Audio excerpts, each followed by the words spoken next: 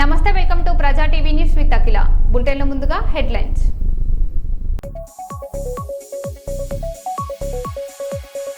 Abdullapur guest వద్ద విద్యార్థులకు పోలీసులకు మధ్య తోపులాట, ఉద్రిక్త వాతావరణం.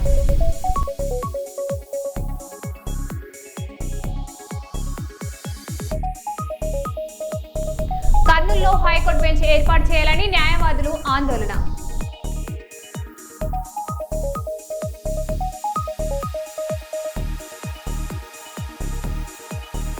పేద యువతి వివాహానికి చేయూత, పాత్రలు సామాగ్రి అందించిన ఎర్రబాటి వెంకటేశ్వరరావు.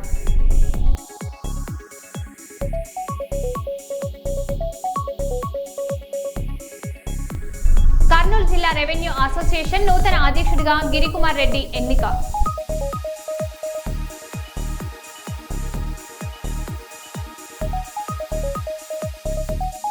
హనుమకొండ కలెక్టరేట్ వద్ద పాలిటెక్నిక్ విద్యార్థుల ఆందోళన, ఏబీవీపీ విద్యార్థి సంఘం మద్దతు.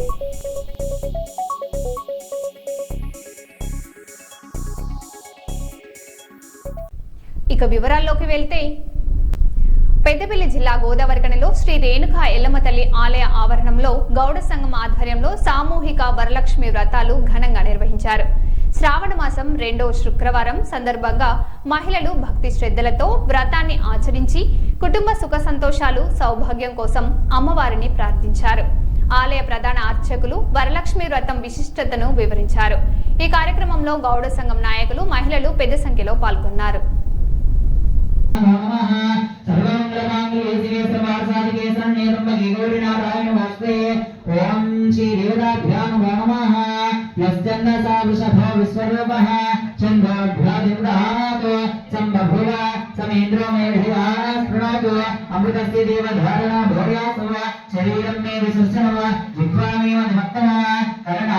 शांति शांति शांति श्रीदेव्यां नमः नमस्कार कुर्यात् श्री देवताभ्यां नमः।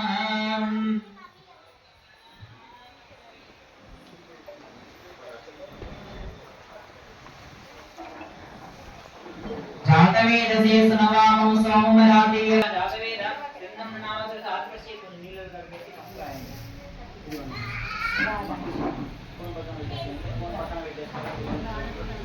अधाः श्री देवताभ्यां हरिद्राचोद्रकयामि मुक्तवाचनविलेपयामि श्रीगन्धां धारयामि गन्धस्य प्रणाद अक्षर ఆ యొక్క కంకణానికి 9 ముడులు వేయాలి. పూజయామి ఓం షష్ఠమకంఠే పూజయామి ఓం విశ్వసాక్షిణ్యే నమః సప్తమ గ్రంథిం పూజయామి ఓం చంద్రసోదర్యే నమః అష్టమ గ్రంథిం పూజయామి లమాలలతో జాజి విరజాజులతో మల్లెల మాలలతో జాజి జగజేలు పాడరే జయహారతులివ్వరే జయరే కుందనాల వైభవ లక్ష్మికి కమలాల దుర్గాదేవికి కళ్యాణ గౌరీ దేవికి గంధాలు పూయరే గాజులు జయహారతులివ్వరే జయ జయలు పాడరెలు చల్లనైన సరస్వతమ్మకు ఓంకార లలితాదేవికి అందరూ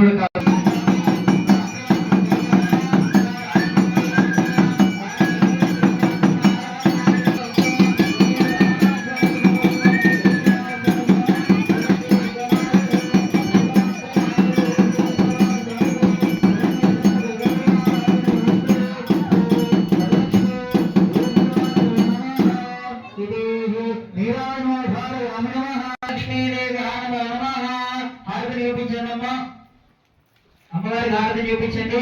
మీరు నమస్కారం చేసుకోండి. మంగళం గోవిందాయ మహనీయాత్మే చక్రధరాయ సార్వభౌమాయ నమస్కరస్తు రాధాః. జై బోలో శ్రీ లక్ష్మీ మాతాకి జై బోలో రేణుకెల్లమ్మ మాతాకి జై బోలో శ్రీ హిమరాంబ రేణుకెల్లమ్మ మాతాకి రేణుకెల్లమ్మ మాతాకి ఓం శ్రీ లక్ష్మీ దేవ్యాం वेदोक्त सुवर्ण दिव्य मंत्र दक्षिणद्वये पूर्व नमस्कारः समर्पयामि नमः अथः नमस्करोमि नमः श्री देव्याय नमः త్రయంబకే గౌరీ నారాయణ నమోస్తుతే. అందరికీ నమస్కారము. ఈరోజు శ్రీ హేమలాంబారేణుక ఎల్లమ్మ దేవాలయంలో శ్రావణ మాస శుక్రవారం సందర్భంగా వరలక్ష్మి శుక్రవారం సందర్భంగా మన దేవాలయంలో అత్యంత వైభవోపేతముగా సామూహిక వరలక్ష్మి వ్రతంలో నిర్వహించడం జరిగినది. ఇట్టి కార్యక్రమంలో పాల్గొనడం కూడా జరిగింది. ఇదే విధంగా గత సంవత్సరం కూడా నిర్వహించడం కూడా జరిగినది. వచ్చే సంవత్సరం కూడా మరలా కార్యక్రమం జరుగుతుంది. కావున అప్పుడు కూడా కార్యక్రమంలో పాల్గొనాలని చెప్పేసి. కర్నూలు జిల్లా రెవెన్యూ అసోసియేషన్ నూతన అధ్యక్షుడిగా గిరికుమార్ రెడ్డి ఏకగ్రీవంగా ఎన్నికయ్యారు.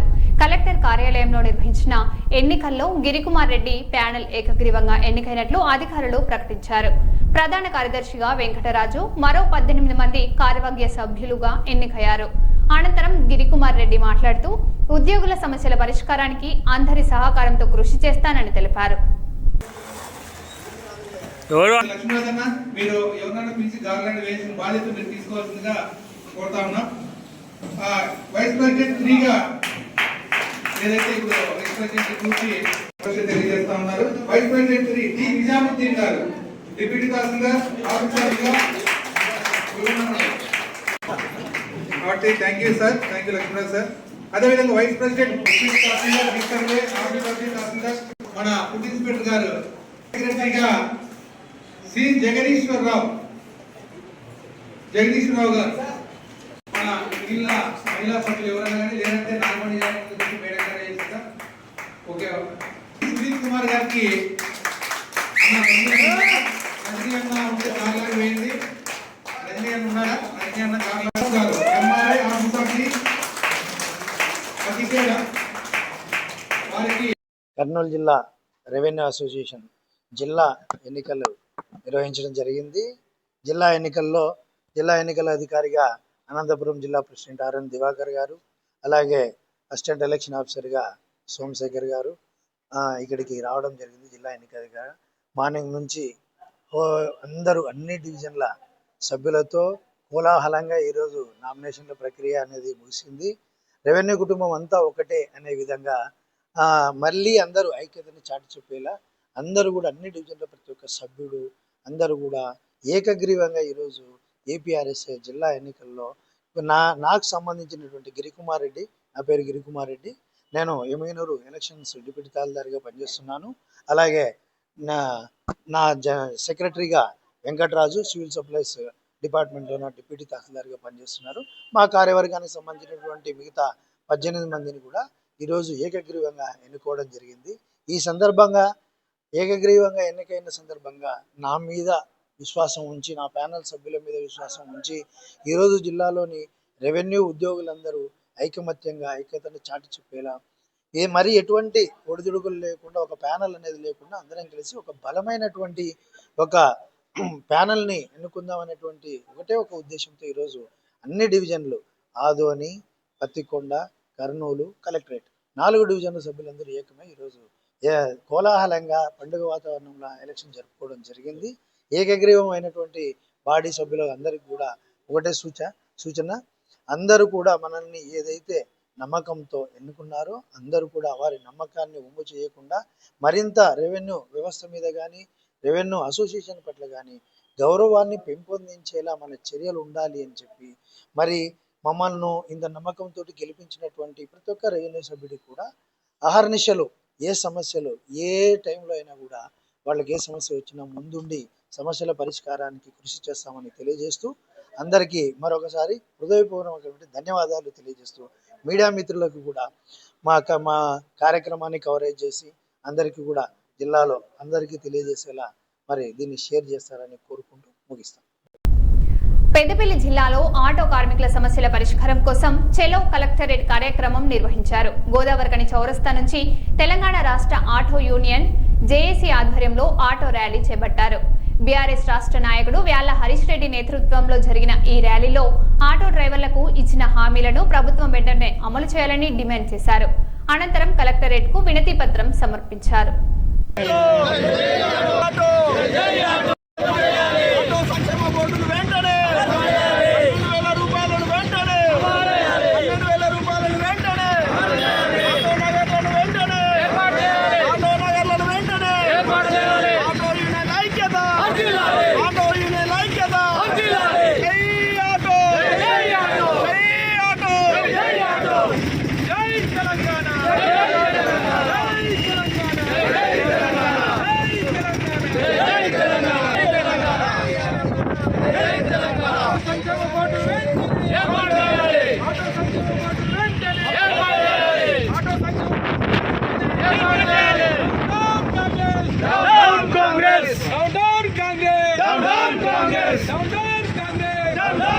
ఆటో సంక్షేమ బోర్డును ఆటో సంక్షేమ బోర్డును జై తెలంగాణ జై తెలంగాణ జై తెలంగాణ నల్లారి రెడ్డి గారి నాయకత్వం నల్లారి రెడ్డి గారి నాయకత్వం జై తెలంగాణ జేసీ జెండా పట్టుకోరు జేసీ బాబు జేసీ జెండా ఇట్లా సార్ జేసీ జెండా ఆటో జేసీ ఆటో జేసీ ఆటో జేసీ ఆటో జేసీ ఆటో యూనియన్ ఐక్యత ఆటో యూనియన్ ఐక్యత ఆటో యూనియన్ ఐక్యత సంక్షేమ బోర్డును సంక్షేమ బోర్డును సంక్షేమ బోర్డు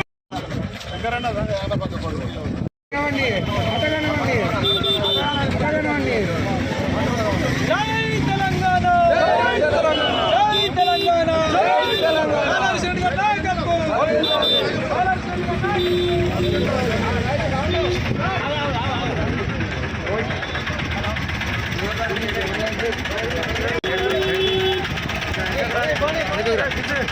నాయకత్వం జరగాలి భయ్యా జరగాలి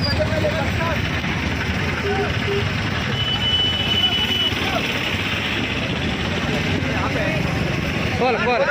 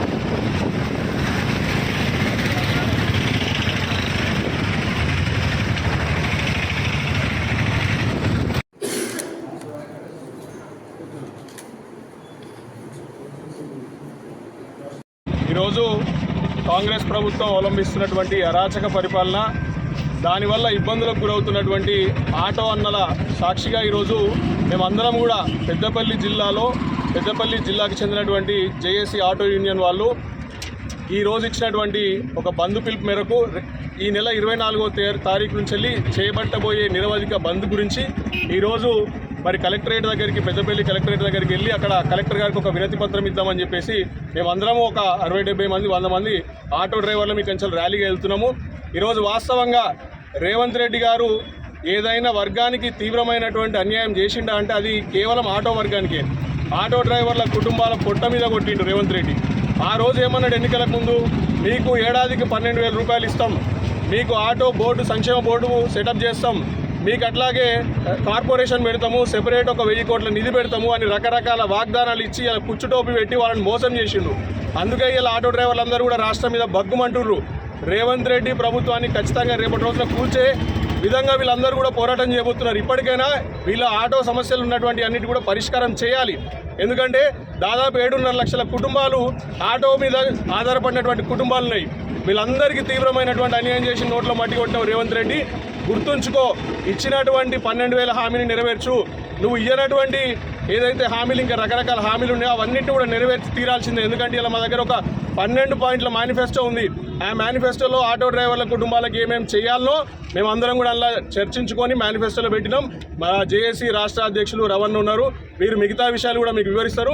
ఖచ్చితంగా కూడా కాంగ్రెస్ ప్రభుత్వం నాయకులందరూ కూడా ఒళ్ళు దగ్గర పెట్టుకొని ఆటో అన్నలకి ఆటో కుటుంబాలకు ఇచ్చినటువంటి హామీలన్నీ నెరవేర్చేదాకా ఈ పోరాటం ఆగదు. ఖచ్చితంగా మీరు ఒళ్ళు దగ్గర పెట్టుకొని ఉండండి. ఏదైతే కాంగ్రెస్ పార్టీ 2023 ఎన్నికల్లో మరి వారి ఎన్నికల మేనిఫెస్టోలో ఆటో సంక్షేమ బోర్డు 12,000 రూపాయలు, ఆటో నగలు తదితర వాటిని ఏర్పాటు చేస్తామని ఎన్నికల్లో కళ్ళబొల్లి మాటలు చెప్పి మరి ఆ ఎన్నికల మేనిఫెస్టోలో పెట్టి 3 సంవత్సరాలు గడుస్తున్నా ఇప్పటి వరకు ఆ ప్రస్తావన తీయకపోగా మా వాళ్ళు ఆత్మహత్యలు చేసుకుంటే కూడా సానుభూతి కూడా చూపెట్టడం లేదు. కాబట్టి మేము ఏం చేస్తున్నాము, ఈరోజు రాష్ట్ర వ్యాప్తంగా కూడా 24 నుంచే ఉన్నది, కానీ వారం రోజుల నుంచి రాష్ట్రం అంతా కూడా అట్టుడికి పోతూ ఉన్నది. అన్ని జిల్లాల్లో నిరసన కార్యక్రమాలు జరుగుతున్నది. దాంట్లో భాగంగానే ఇవాళ పెద్దపల్లి జిల్లా కేంద్రంలో భారీ ర్యాలీ తలపెట్టినాం. కాబట్టి మరి ఏదైతే కార్యక్రమం ఉందో 24 నుంచి నిరవధిక సమ్మె జరుగుతుంది. ఆ నిరవధిక సమ్మెలో భాగంగా 24 నాడు కార్యాచరణ అయింది. 24 నాడు ఆటోలు బంద్ పెట్టి మొత్తం హైవే రోడ్లని దిగ్బంధం చేయబోతున్నాం. మనం ఆటోలు నడపకుండా వట్టిగా ఉండొద్దు. హైవే రోడ్లు 24 తారీఖు నాడు హైవే రోడ్లు మొత్తం దిగ్బంధం చేయాలి. 25 తారీఖు నాడు సచివాలయాన్ని ముట్టడించబోతున్నాము. ఇది స్టేట్ కమిటీగా మేము తీసుకున్న నిర్ణయం కాబట్టి దాన్ని ఈరోజు ఇక్కడ ప్రకటిస్తున్నాం. దయచేసి ఆటో డ్రైవర్ సోదరులారా, ఒకప్పుడు తెలంగాణ ఉద్యమాన్ని చూసాం, ఒకప్పుడు కుల సంఘాల ఉద్యమాలను చూసాం, ఇప్పుడు ఆటో ఉద్యమాలు ఈ రాష్ట్రంలో జరుగుతున్నాయి. కాబట్టి ఆటో సోదరులందరూ కూడా ఈ ఉద్యమంలో పాల్గొని మరి గర్వంగా ఉండాలని, దానికోసం మన హక్కులు సాధించడం కోసం అందరూ కూడా రోడ్డెక్కాలని సందర్భంగా ఆటో డ్రైవర్లకు పాలిటెక్నిక్ విద్యార్థుల సమస్యలపై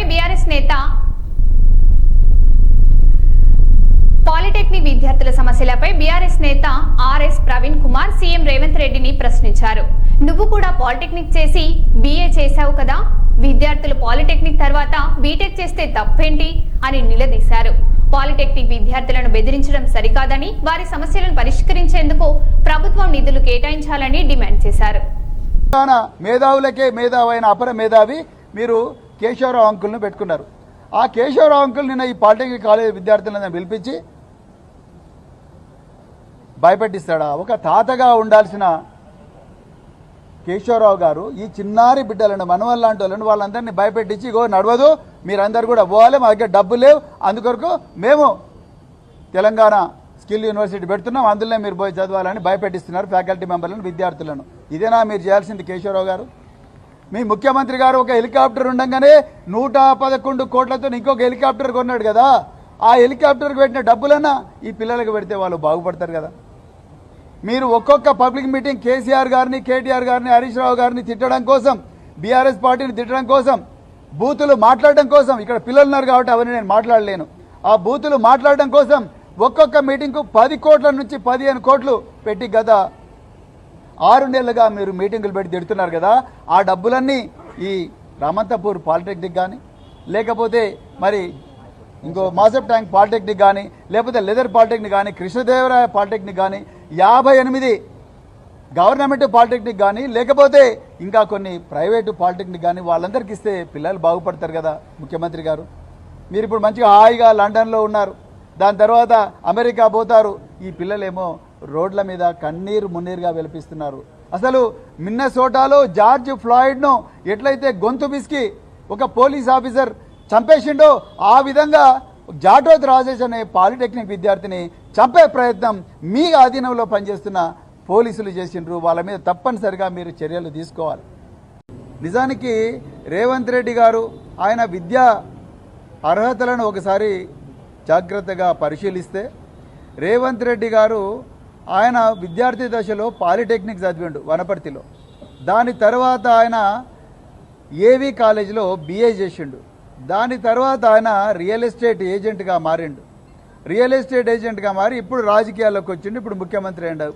నేను ఇలా ఒక్కటే ప్రశ్న అడుగుతున్నాయా రేవంత్ రెడ్డి గారు, మీరు పాలిటెక్నిక్ వనపర్తిలో చేసి సికింద్రాబాద్లో ఏవి కాలేజీలో బిఏ చేసి మళ్ళా తర్వాత రియల్ ఎస్టేట్ దందాలకు పోగలిగినప్పుడు ఈ పిల్లలు పాలిటెక్నిక్ 3 సంవత్సరాలు చేసి ఈసెట్ పోతే తప్పేంది? మీరు పాలిటెక్నిక్ చేసి బీఐ చేయగలిగినప్పుడు వీళ్ళు పాలిటెక్నిక్ విద్యార్థులు ఈసెట్ చేసి ఇంజనీరింగ్ కాలేజీలోకి పోతే తప్పేంది? ఎప్పుడైనా ఆలోచించిండ్రా?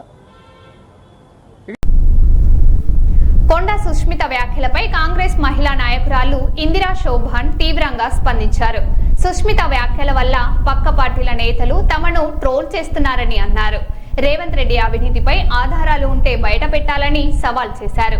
బీజేపీ బీఆర్ఎస్ కలిసి సుష్మితతో మాట్లాడిస్తున్నట్లు అనిపిస్తుందని ఆరోపించారు. నీవు చేసేటువంటి వ్యాఖ్యలకి ఇవాళ మొత్తం అంతా కూడా పక్క పార్టీ ట్రోల్ చేస్తున్నాడు మమ్మల్ని. ఎందుకు ట్రోల్ చేయాల్సిన అవసరం ఏమొస్తుంది? దేని గురించి? ఎవరి దగ్గర ఏ అవినీతి ఏం చేశారని నీ దగ్గర ఏం చిట్టా ఉందని నువ్వు మాట్లాడుతున్నావు? నీ దగ్గర ఉంటాయి, దర్యాప్తు సంస్థలు ఉన్నాయి, దమ్ముంటే. అది లేదు. మళ్ళా ఏదో ఒకటి చూపాలా, ఇంకొకటి పబ్బం గడుపుకోవాలా? ఇదేనా నువ్వు చేసే రాజకీయం? ఇక్కడ ఉన్న ఈ ప్యానెల్లో ఉన్న 5 కూడా 10-15 సంవత్సరాల నుంచి దొప్పించుకుంటున్నాం. అంటే నువ్వు మాట్లాడే మాటలను బట్టి చూస్తే నీ వెనక మరి బీజేపీ బీఆర్ఎస్ ఉండి మాట్లాడిస్తుందో అని అనుకోవాల్సిన పరిస్థితి ఉన్నది. కాబట్టి మాట్లాడే ముందు నరం లేని నాలుక ఏదైనా మాట్లాడుతుంది. నాలుక నుంచి ఒక వర్డ్ బయటకు వస్తే దాన్ని వెనక్కి తీసుకోవాలంటే ఎంతో కష్టపడి ఉండాలి, ఎంతో బాధపడాలా. అవి మళ్ళీ తీసుకోవాలి వెనక్కి అని అంటే ఇప్పుడు నువ్వు చేసిన దానికి నీ తల్లి తలదించుకునే పరిస్థితి వచ్చింది. ఆల్రెడీ క్షమాపణ చెప్పిన సంగతి మర్చిపోయినావమ్మా.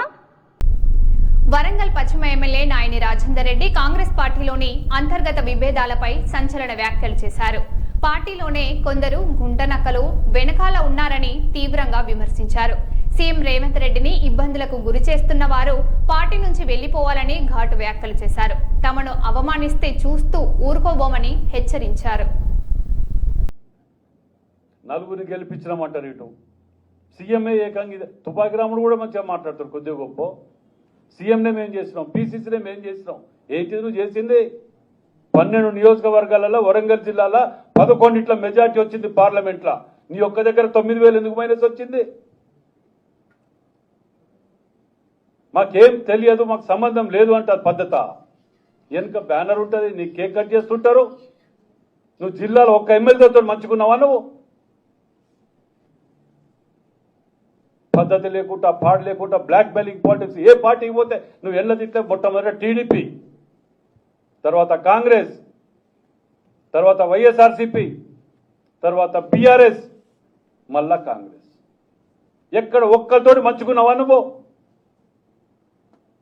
వితిన్ల పార్టీలనే కొన్ని గుంటనక్కలనే 1-2 ఆ గుంటనక్కలు ఎన్నుకుంటే దుకాణం నడిపించాలి. మీ యొక్క స్వార్థ రాజకీయాల గురించి మాలాంటి వాళ్ళని బదనాం చేసి ఇట్లా అవమానపరుచుకుంటూ రక్తం దాగుతా కాంగ్రెస్ కార్యకర్తలది మీరు ఎక్కడ పోయినా పర్లే, మా పదవులు ముఖ్యం అనుకుంటే మాత్రం దయచేసి పార్టీలకు వెళ్ళి బహిష్కరించే ముందుకే వెళ్ళిపోండి. మేము అధిష్టానాన్ని కానీ అబ్దుల్లాపూర్ మెట్ వద్ద పాలిటెక్నిక్ విద్యార్థుల ఆందోళనతో ఉద్రిక్త పరిస్థితులు నెలకొన్నాయి. సీఎం రేవంత్ రెడ్డి తీసుకొచ్చిన జీవో 97ను రద్దు చేయాలని డిమాండ్ చేస్తూ విద్యార్థులు రోడ్డెక్కారు. ఈ క్రమంలో విద్యార్థులు పోలీసుల మధ్య తోపులాట చోటు చేసుకుంది. తమపై పోలీసులు లాఠీచార్జ్ చేసి దుష్ప్రచారాలు ఆడారని విద్యార్థులు ఆరోపించారు.